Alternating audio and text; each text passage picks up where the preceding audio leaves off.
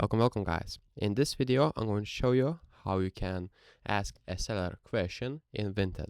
So what you'll need to do is basically click on the listing that you like.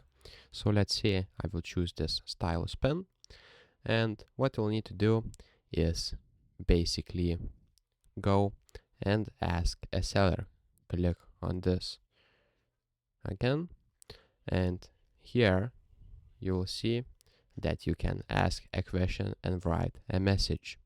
Right here you can attach some files or the photos if you need to, and just stay safe on Vinted, so don't share any personal data or click on external links.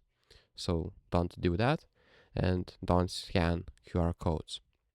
So basically you can here type or write a message, and by clicking on this button, send it. So if this video was helpful, please make sure to subscribe to Guide to Everything, comment down below for the algorithm, and see you in the next one.